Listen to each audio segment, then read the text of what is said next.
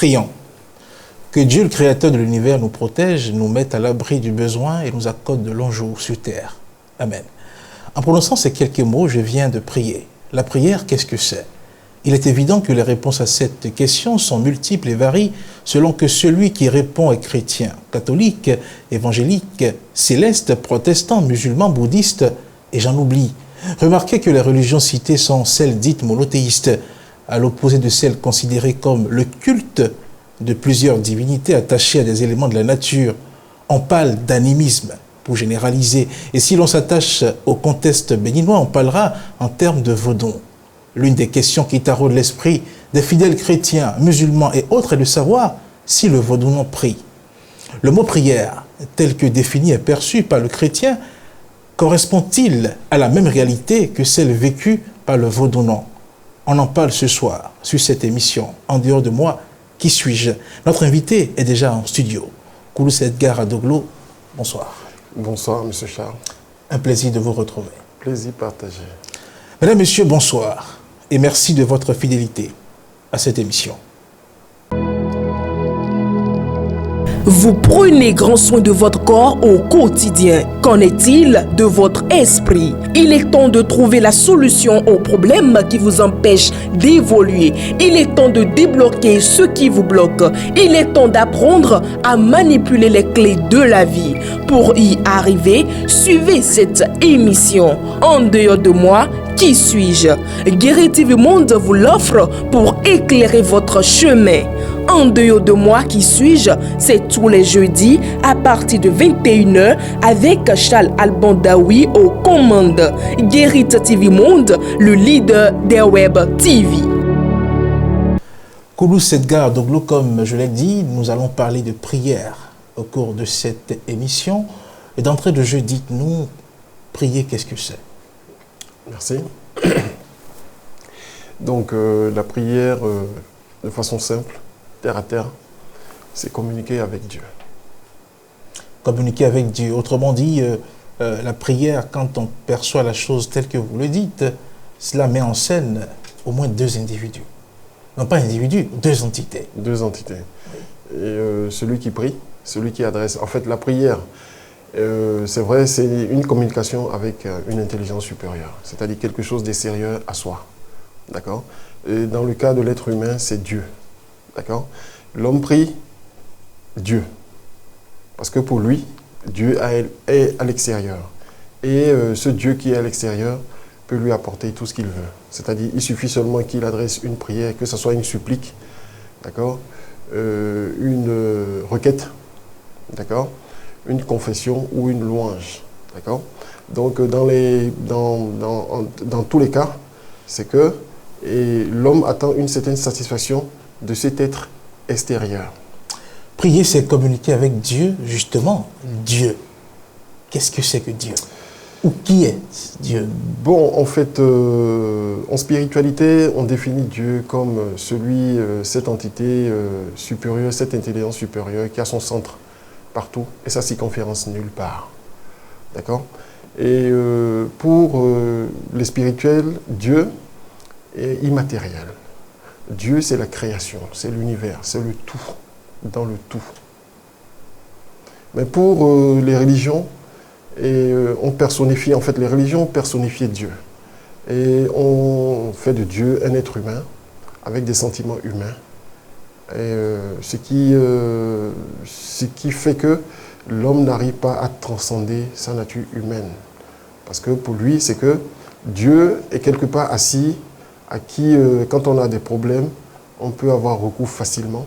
Et pour lui dire, bah, écoute, mon enfant est malade, j'ai besoin de guérison, j'ai pas de sous sur moi, il faut que tu me donnes l'argent.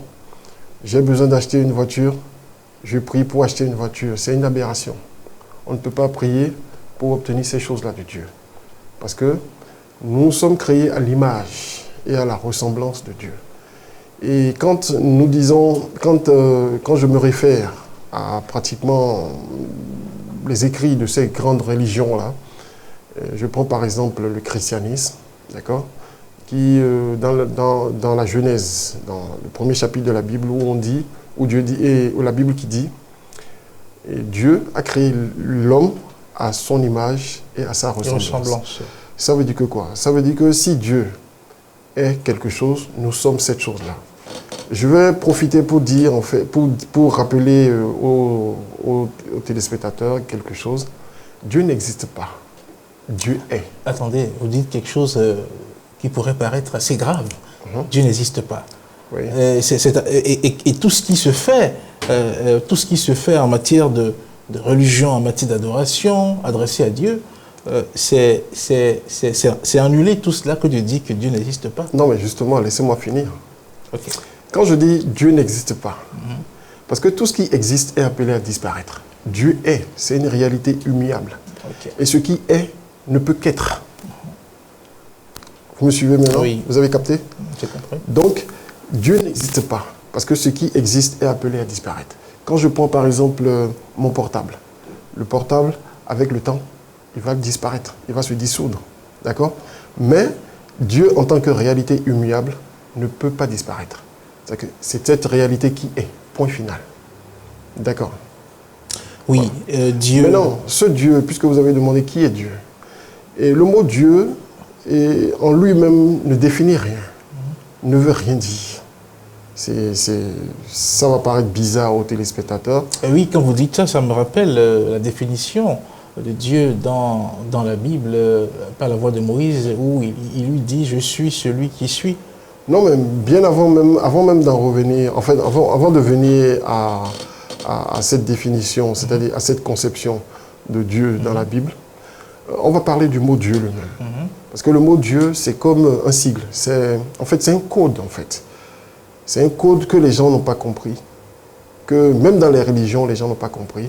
Soit on a sciemment caché ce code-là aux fidèles, d'accord?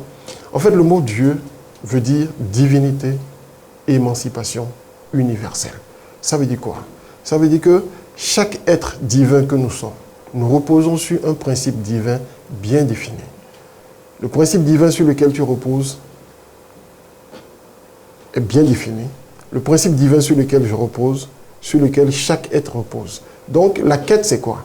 La quête, c'est de savoir, notre quête, c'est de comprendre, de chercher à comprendre, de chercher à savoir quel est le principe divin sur lequel nous reposons. D'accord? Et quand je me réfère un peu au Coran, Dieu dit au niveau du Coran, connaissez-moi avant de m'adorer. Ça veut dire quoi? Ça veut dire que je dois avoir une connaissance parfaite de l'être, de cette intelligence supérieure que je veux adorer. Parce que adorer, c'est fusionner avec. D'accord? Adorer, c'est fusionner avec. D'accord? Je veux fusionner avec qui? Qui est l'être avec qui je veux fusionner? Je ne peux pas aller à la connaissance de Dieu sans aller à la connaissance de soi-même. D'accord? Donc, la question qui se pose est, si l'être est conscient, d'accord, comprend ce que c'est que Dieu, divinité, émancipation universelle, il va se poser la question de savoir, mais en réalité, je prie qui? Point d'interrogation. Répondez, je prie qui? Oui, dites-nous. Ça veut dire qu'en réalité, la prière, si ça va choquer les téléspectateurs, la prière n'a pas de sens. La prière est définie comme le fait de communiquer avec Dieu. Communiquer avec Dieu, parce que communiquer avec Dieu, c'est dire que Dieu est extérieur à soi. Mais avec ce que je viens de dire tout à l'heure, j'ai dit, Dieu est cette intelligence, est cette réalité qui a son centre partout et sa circonférence nulle part. Ça veut dire que nous, et comme les spirituels le disent, Dieu, nous n'avons pas été créés par quelqu'un, comme un potier. C'est-à-dire, quand je prends le potier prend l'argile et lui donne une forme. Nous, Dieu ne nous a pas donné une forme. Nous sommes à l'image et à sa ressemblance. Ça veut dire que quoi? Quand on est à l'image et à la ressemblance de quelque chose, ça veut dire qu'on a émané de cette chose. Ça veut dire que nous sommes des émanations de la divinité. D'accord? Et c'est comme l'a dit David dans le psaume 90, il a dit, n'a-t-il pas été dit que vous êtes des dieux? N'a-t-il pas été dit que vous êtes des dieux? Et on a pris le soin d'écrire le mot Dieu en petit d, pour signifier quoi? Pour faire la différence entre le tout et l'émanation du tout. Vous me comprenez là? Oui. D'accord? Voilà. Oui, si on reprend la définition telle que vous l'avez dit, avec la définition que vous donnez de Dieu, de toutes les façons, l'homme existe et s'attache forcément à quelque chose de divin. La prière, est-ce qu'il y en a des formes? En fait, c'est la peur du néant. C'est la peur du néant qui fait que l'homme a besoin de croire en quelque chose. Et quand je prends par exemple la métaphore, je vais toujours prendre la référence, c'est-à-dire cette référence au niveau de la Bible, pour expliquer quelque chose. D'accord? Quand je prends cette métaphore, d'accord? Je prends cette métaphore de la femme de Lot. D'accord? La femme de Lot, où Dieu a envoyé des anges. Et parce que Sodome et Gomorrhe étaient considérés comme l'empire du mal. D'accord? La racine même du mal. Et il fallait enrayer cette racine-là de part devant la terre. D'accord? Et maintenant, et Dieu a dit, dans la discussion avec les anges, avec Abraham, etc., il s'est fait que ils ont pu trouver quelqu'un, un juste. D'accord? Un juste. Celui qui faisait la volonté de Dieu. Et je pense que par rapport au mot Dieu, on se comprend. Maintenant, Dieu leur a dit, les anges qui sont venus détruire Sodome et Gomorrhe leur ont dit, ils n'ont qu'à fuir, ils n'ont qu'à regarder devant et de ne pas regarder derrière. D'accord? Et Dieu va les conduire au pays où coule le lait et le miel. Donc, pour Lot, qui représente un état de conscience, d'accord? Parce que chaque personnage dans la Bible représente des états de conscience que l'être humain atteint à un moment donné de son existence. Est-ce que vous voyez un peu? Donc, Lot, c'est l'état de conscience de celui qui a la foi, même sans avoir vu. Vous suivez? Parce qu'il n'a pas douté une seule seconde. Il a suivi ce que Dieu, les anges lui ont ordonné de faire. Mais sa femme, c'est l'état de conscience de celui qui n'a pas la foi et qui végète dans le doute. Pourquoi? Parce que à un moment donné, elle s'est rappelée de tout ce qu'elle avait eu. Tous les biens qu'elle avait à Sodome et Gomorrhe. Elle s'est dit, mais je vais où? Où est-ce que je vais? Elle était désorientée, désemparée. À un moment donné, elle s'est arrêtée et elle a fait quoi? Elle a regardé derrière. D'accord? Et elle s'est transformée en statue de sel. En fait, c'est un état intérieur. Se transformer en statue de sel, c'est un état intérieur. Et c'est dit, d'abord, chaque fois que nous ressassons le passé, nous nous transformons en statue de sel. C'est-à-dire, nous entrons dans ce qu'on appelle la stagnation, qui est une mort spirituelle, et qui est pire même que la mort physique. D'accord? Nous cessons d'évoluer, c'est-à-dire nous bloquons le flux et le reflux sciemment. Nous bloquons le flux et le reflus de l'énergie divine en nous, de l'Esprit Saint, l'énergie divine ou Esprit Saint pour certains. D'accord? Et c'est ce flux et ce reflux-là qui nous permet, d'accord, avec une certaine conscience et que généralement les gens appellent la foi, d'obtenir des réalisations qui ne sont que nous avons pensées, d'accord, ou bien des réalisations auxquelles nous sommes tellement attachés de les voir se concrétiser. Tout à l'heure, dans l'introduction de cette émission, j'ai fait recours aux religions dites monothéistes qui ont une conception de ce que, oui, Dieu est unique. Le christianisme, c'est pareil, l'islam, c'est pareil. Et il se pose la question de savoir, ceux qui ne sont pas dans cette croyance-là, est-ce qu'ils prient? D'où la question, est-ce que le vaudounon prie? Est-ce que le vaudounon est dans la prière? D'abord, il faut qu'on éclaircisse un peu le mot vaudounon. Le mot vaudounon, c'est vrai qu'il y a eu beaucoup d'explications, beaucoup de concepts liés à ce mot-là. D'accord? D'abord, quand on prend le mot animiste, parce que le vaudounon, c'est celui qui, celui qui pratique l'animisme. D'accord? Et l'animisme, dans le mot animisme, il y a le mot âme. D'accord? Donc, le vaudounon a conscience, celui qui pratique cette religion-là, d'accord, a une parfaite conscience de ce que c'est que l'âme. Il sait qu'il y a une seule âme, d'accord? Et comme les autres religions, il y a une seule âme, d'accord? Un seul esprit, d'accord? Et tout le reste, c'est-à-dire ces âmes, ces esprits, etc., tout ça là, sont des émanations de l'unique, d'accord? Donc, le vaudounon a parfaitement conscience de ça. Ça fait un. Il sait qu'il est une émanation de la divinité. Et pour ce faire, il se comporte comme tel. Parce qu'il a compris qu'en fait, en réalité, qu'il peut créer comme Dieu. D'accord? Il peut créer comme Dieu. Vous voyez un peu. C'est pour ça, le vaudou non se dit, il est dans un être. Il se considère pas comme, le vaudou non ne se considère pas comme un être ordinaire. Il est un collaborateur de la divinité. Et en tant que collaborateur de la divinité, qu'est-ce qu'il fait? Il crée dans le microsome comme Dieu crée dans le macrosome. Vous voyez un peu ce que je suis en train de dire.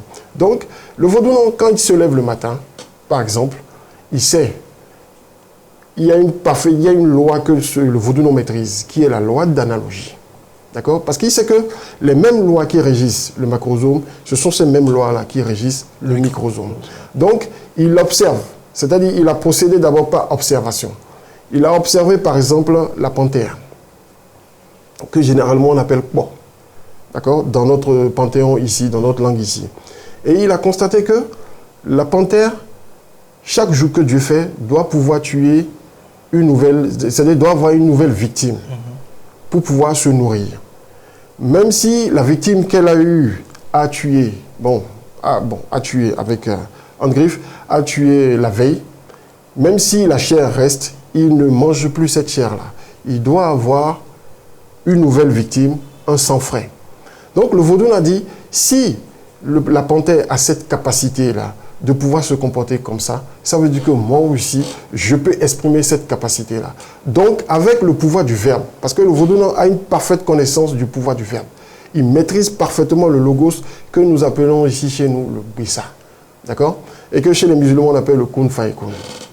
Donc, il dit, quand il se lève le matin, il dit, Pomonodungu adro. L'idée, Pomonodungu adro, Emile melele.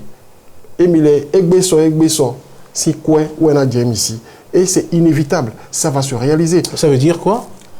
Ça veut dire en fait, de la même manière que la panthère, d'accord, doit avoir de la viande fraîche tous les jours, c'est ainsi que moi, telle personne, d'accord, l'argent, je vais dépenser, c'est-à-dire chaque jour que Dieu fait, je dois avoir de nouvelles entrées. Vous voyez un peu ce que c'est. Et quand il parle comme ça... quand il parle comme ça, en fait, il ne s'adresse pas à une entité. Il ne s'adresse pas à une intelligence. C'est-à-dire qu'il affirme son pouvoir en tant qu'être divin. Vous me suivez? En tant que Dieu en miniature. D'accord? En fait, il permet au concept que vous avez évoqué tout à l'heure, au concept je, le je suis, de s'exprimer. Est-ce que vous voyez un peu? Et pour revenir au concept je suis, d'accord, qui est l'une des plus grandes prières, parce que Jésus a dit quoi? Il a dit, vous demandez, vous n'obtenez pas. Pourquoi? Parce que vous demandez mal, vous priez mal. L'être humain aujourd'hui, le chrétien, que les gens souffrent qu'on dise ça, on prie mal. Vous ne pouvez pas vous agenouiller, demander à Dieu une voiture. Ça n'a pas de sens. Dieu n'est pas un concessionnaire de voitures. Et qu'est-ce qu'il faut demander à Dieu? Si on ne peut pas demander... À la rigueur, il faut remercier. C'est-à-dire, il faut être reconnaissant, c'est-à-dire remercier la vie. Commencer à apprécier d'abord ce qu'on est en tant qu'être. Commencer à remercier d'abord nos mains. Commencer à remercier nos yeux. Commencer à remercier chaque chose qui nous permette de nous mouvoir dans ce monde matériel. Autrement dit, il ne faut pas prier pour demander des biens matériels, des biens façonnés par l'homme. Voilà, mais il faut plutôt affirmer son pouvoir en tant qu'être divin.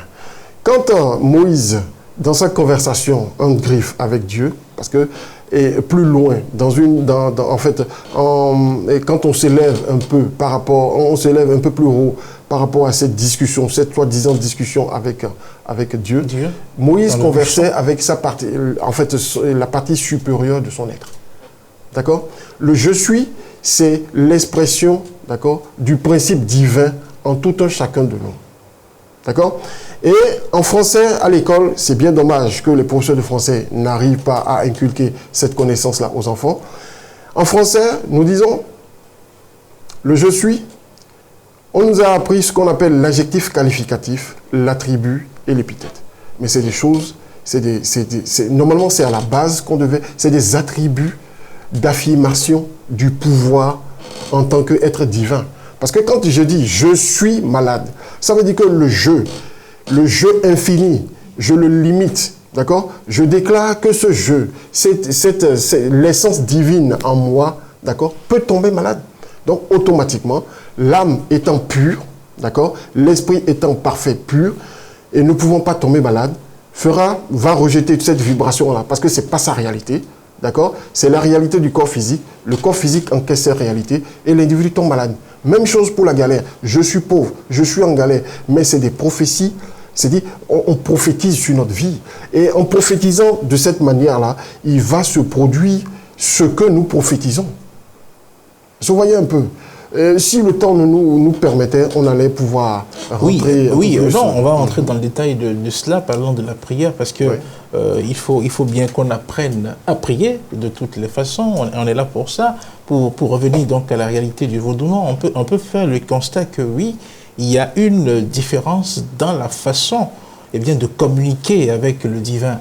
Parce que quand vous prenez le christianisme, quand vous prenez par exemple les chrétiens, la prière que nous avons reçue de Jésus, de notre Père, quand on le récite, quand vous voyez un fidèle le réciter, comparé à un vaudouement qui se lève le matin et qui va devant sa divinité, dans l'expression de ces deux personnes, on voit une nette différence. On sent une sorte de passivité quelque part, alors que c'est tout le contraire. Oui, en fait, en évoquant cette prière, le Notre Père, on a l'impression, c'est peut-être le chrétien qui n'a pas compris, en fait, ce que c'est que la prière du Seigneur. Parce que le Notre Père, c'est un traité psychologique. C'est dit, d'abord, il faut remarquer que le Notre Père est en 7 strates. D'accord? Le Notre Père est en 7 strates.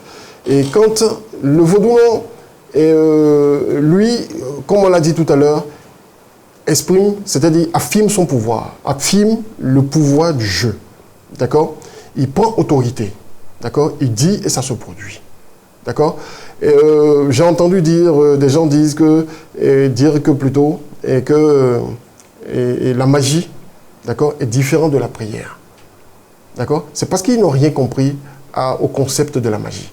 La magie, c'est l'application, d'accord? La magie, c'est l'application de la connaissance, d'accord? C'est l'application, c'est la mise en mouvement du pouvoir divin, d'accord? Parce que si, admettons, quelqu'un qui prie, qui demande la guérison, c'est-à-dire qui prie au nom de Jésus, par exemple, d'accord? Qui prie au nom de Jésus et qui demande la guérison, et pour son enfant, etc., tout ça là. Donc, et il obtient cette guérison-là. Mais comment, est-ce qu'il peut expliquer de façon scientifique, ou bien quelle est l'explication qu'il donne au fait qu'il adresse une prière au nom de Jésus, du mot Jésus, d'accord? Qui en réalité est la mise en mouvement des sanctions de l'univers, qui doit forcément produire quelque chose, qui doit forcément produire un résultat. Donc, comment il peut expliquer le fait qu'il a prononcé ce nom-là, il a émis l'intention, d'accord, vive, et que le résultat se produise? Est-ce que c'est Jésus qui est venu guérir l'enfant? Ou c'est sa foi qui a guéri l'enfant? Ou c'est l'affirmation de son pouvoir en tant qu'être divin qui a guéri cet enfant? Jésus dit, ta foi t'a sauvé. Oui, et Jésus a encore dit quelque part, il a dit quelque chose encore quelque part, il a dit que ta volonté soit faite. Ça veut dire que quoi? À l'instant où il disait que ta volonté soit faite, ça veut dire que sa prière, c'est-à-dire la prière, même s'il émettait une prière, d'accord, ça n'avait pas de sens. D'accord? Parce que c'est-à-dire, il faut comprendre un peu, c'est-à-dire, on doit aller un peu plus en profondeur lié à ces choses-là. C'est-à-dire, si on prend par exemple l'histoire de Jésus et de façon superficielle comme ça, on ne pourra pas bien comprendre en fait ce qui s'est passé. Mais pour l'instant, on est en train de parler de la prière. Autrement dit, oui. Le vaudouement finalement, est-ce qu'il prie ou pas? Le vaudouement ne prie pas. Qu'est-ce qu'il fait? Il affirme son pouvoir. Il utilise la loi d'analogie. D'accord? Il affirme son pouvoir en tant qu'être divin. Et il utilise l'analogie et il utilise aussi les connaissances liées à l'univers. Voilà. S'il fait tout ça, quand on entre dans cet univers-là, on peut constater, comme vous l'avez dit, qu'il y a cet usage de la parole. Là. Et on peut parler en termes d'incantation. Est-ce que les incantations peuvent être considérées comme des prières? Encore faudrait-il nous définir ce qu'on appelle incantation. Bon, une incantation, c'est une série de phrases, d'accord? C'est une série de phrases et que des initiés ont est toute là écrite, d'accord? C'est des séries de phrases écrites, c'est des séries de phrases, c'est des paroles et bien définies, ayant un sens bien précis, d'accord? Prononcées avec la conscience qu'il faut, d'accord? Et c'est dans des conditions bien précises, produit un résultat, d'accord? Mais à la différence de la prière, d'accord? Une incantation, c'est toujours l'expression de la loi d'analogie. D'accord? Parce qu'il faut que les gens comprennent. La prière, c'est que je m'adresse à un être supérieur, à quelqu'un, je cherche secours dans quelque chose qui est extérieur à moi. D'accord? Mais par contre, l'incantation, qui est le Bessa, d'accord? C'est l'affirmation de ce que je suis. Ça veut dire que j'ai une conscience de ce que je suis en tant qu'être divin. Et par rapport à ça, j'affirme ce pouvoir-là. D'accord? Un peu comme, je suis obligé de le citer encore une fois, un peu comme Jésus a dit, en vérité, je vous le dis, tout ce que vous liez sur terre est lié au ciel. Ça veut dire que quoi? Ça veut dire que si je suis en train de faire quelque chose, ou bien je veux prononcer une parole sur, par exemple, un couple, d'accord? Et je dis, en vérité, vous êtes liés aujourd'hui. Et parce que vous êtes liés, personne ne peut défaire ces liens-là. C'est de la même manière, vous êtes liés au ciel et vous allez vous aimer, vous allez rester ensemble de façon harmonieuse. C'est pas une prière, je n'ai pas adressé, c'est-à-dire j'ai affirmé mon pouvoir, j'ai affirmé le pouvoir divin, d'accord? Dont je suis l'émanation. Et à voir ce que vous dites, Oui. si vraiment on comprend les choses ainsi, quelle est la forme donc de relation qu'il faut adopter avec le divin?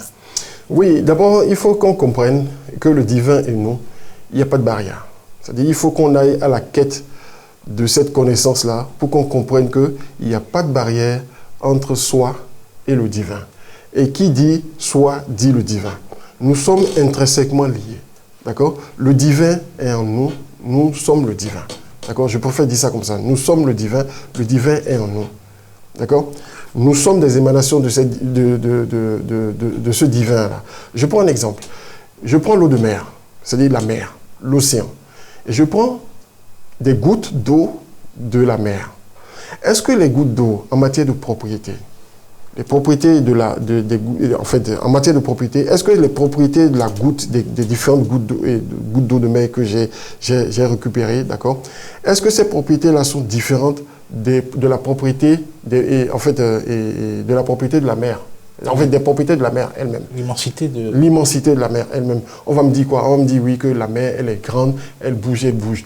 Mais quand je diminue, c'est-à-dire quand je miniaturise, je me miniaturise et je rentre dans l'univers de la goutte d'eau, d'accord? Je deviens plus petit, d'accord? Je deviens plus petit que la goutte d'eau. Je vais trouver la goutte d'eau vaste comme un océan.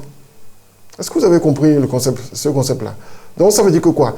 Il y a seulement, c'est parce que la goutte d'eau représente en fait le microsome et que la mer, l'océan représente le macrosome. Mais les propriétés sont les mêmes, d'accord? Nous sommes à l'image et à la ressemblance de Dieu. Que l'être humain commence à concevoir ça, qui n'est pas un être matériel, mais qu'il est plutôt un être purement divin. D'accord? Et comprenant qu'il est un être purement divin, il va comprendre que en réalité, sa relation avec Dieu, d'accord, n'est pas une relation de maître-esclave qu'il faut supplier, d'accord? Mais c'est plutôt une relation amicale, fraternelle, c'est-à-dire on devient l'ami de Dieu. D'accord? En griffe, avec le mot Dieu, on devient l'ami de Dieu. Et en devenant l'ami de Dieu, on s'exprime, c'est-à-dire on s'émancipe. D'accord? Puisque Dieu étant le principe divin, en tout un chacun de nous, ayant découvert ce principe divin-là, il est impossible que l'être humain ne puisse pas s'émanciper dans l'univers.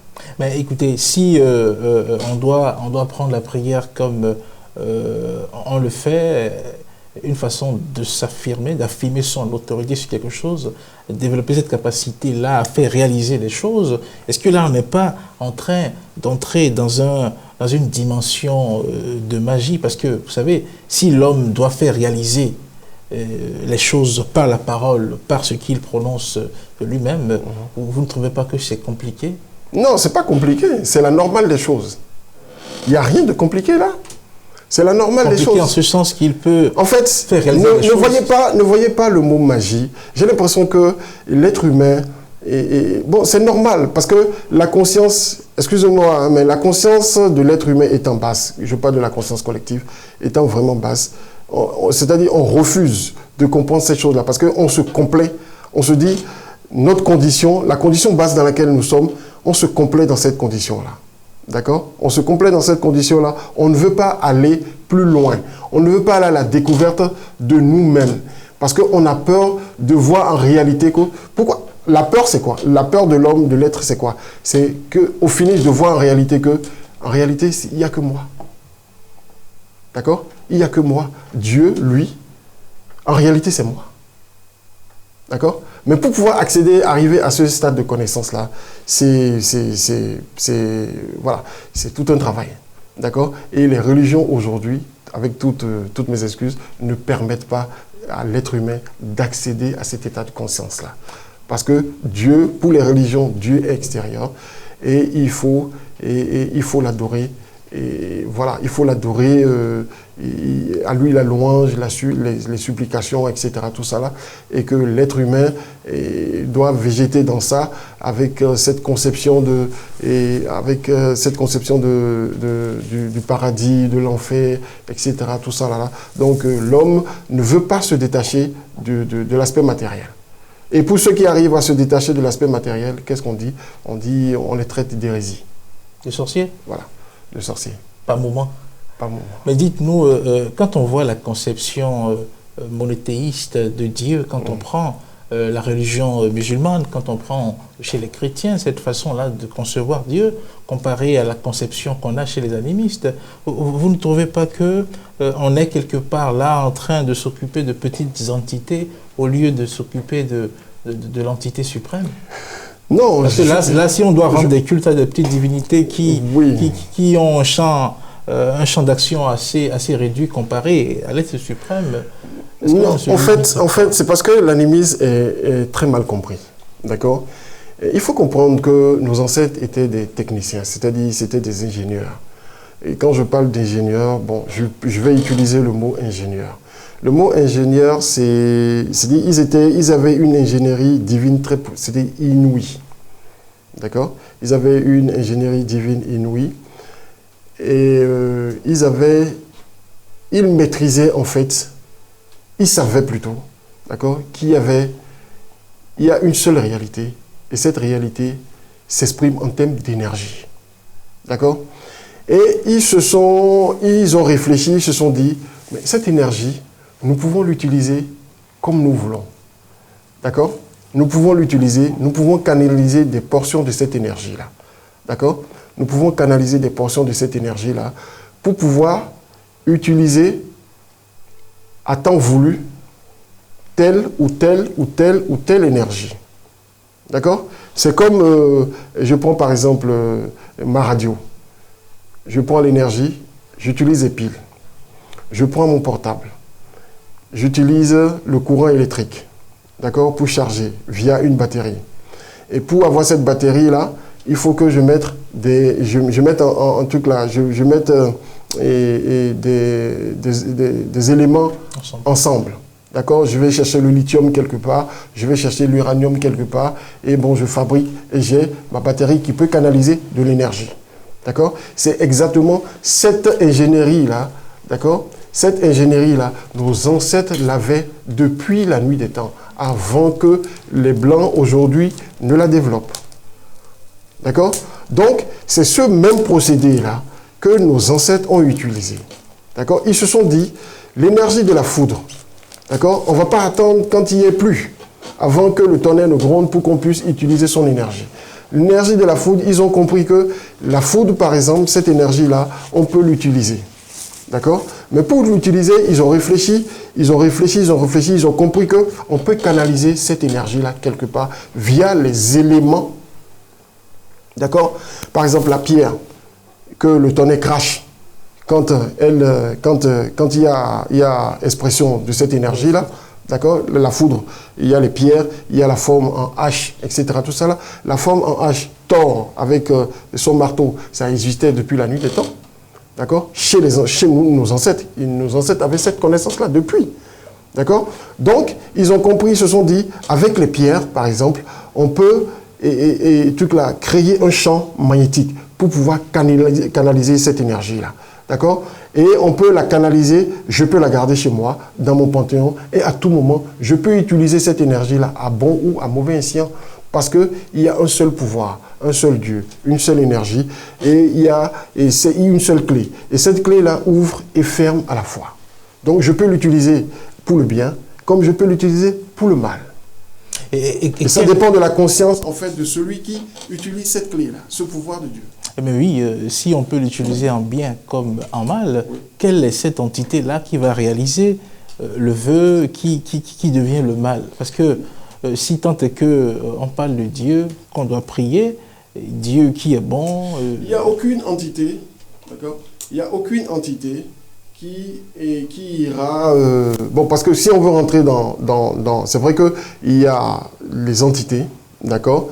Il y a le monde, puisque c'est pas l'objet du thème. D'accord? C'est pas l'objet du thème.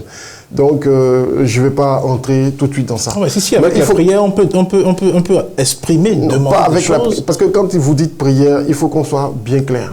D'accord? Il faut qu'on soit bien clair.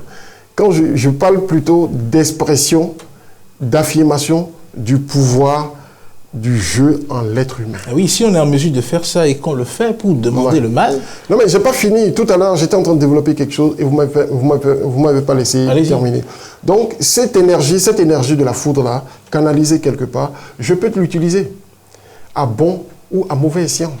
D'accord? Je peux l'utiliser, par exemple, pour me défendre. D'accord? Exemple, je peux canaliser cette énergie-là parce qu'on est en train de rentrer dans une partie un peu plus technique. D'accord? Parce que ça sort carrément du cadre de la prière. D'accord? Ça sort carrément du cadre de la prière. On n'est plus dans le cadre de la prière. On est dans le cadre de l'affirmation du pouvoir divin. Est-ce que vous suivez un peu ce que c'est? Dans la pratique. Parce que la prière, je le rappelle, c'est une supplique vers un être supérieur. C'est-à-dire, on supplie, on demande l'aide d'une entité supérieure, d'une intelligence supérieure. D'accord? Je suis là, je suis faible, j'ai peur parce que demain, j'ai un conseil d'administration où je sais peut-être qu'on va me licencier. Donc, je demande à Dieu, Dieu, fasse qu'on ne me licencie pas.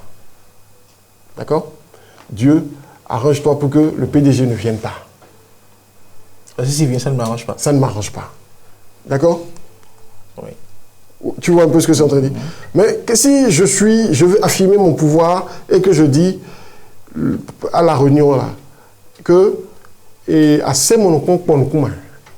Tu comprends un peu ce que c'est en train de dire? Oui, allez-y. Je dis assez monocon pour nous commun. Que le chat ne peut pas faire face à la panthère. Ou bien toiser le lion, le regard du lion. D'accord? Qu'est-ce qui va se passer? C'est une incantation, c'est une affirmation de pouvoir. Il va se passer que quoi? Quand je serai au conseil d'administration, mes détracteurs ne pourront pas me regarder, ils vont perdre les pédales et je vais avoir le déçu. J'aurais dit ça avant d'arriver ou je le dis pendant la séance? Ou je peux le dire avant d'aller à la séance, d'accord? Ou bien avant de rentrer dans la salle, je prononce, j'affirme mon pouvoir, je rentre dans la salle. Et puis encore, je peux rester debout pendant quelque temps, que tout le monde me regarde. J'affirme ma suprématie et je vais m'asseoir. Est-ce que vous voyez un peu? Je n'ai pas forcément besoin de supplier, puisque je sais, je vais prier qui, en fait? C'est ça. Mais pour arriver à cette connaissance-là, il faut pouvoir transcender beaucoup de choses. Et quand vous abordez cet aspect de la chose, affirmer son autorité, ça m'amène à aller dans le domaine des formes de prière. Est-ce que avoir les choses telles que vous le dites, parce que là, on voit que tout est basé sur l'oralité. L'intéressé est amené à affirmer, à dire. Est-ce qu'en dehors de dire, il y a d'autres façons? Oui, il y a la pensée. Il y a la pensée qui est encore plus rapide. D'accord? Il y a la pensée, il y a la prière silencieuse, la prière en tant que pensée. D'accord? Pensée vive, pensée puissante, d'accord? Je pense et ça se réalise, d'accord? Ça veut dire que quoi? Les paroles, je ne les sors plus, mais je les pense à l'intérieur. Et je les pense de façon, d'une certaine manière, à déclencher, d'accord, un processus.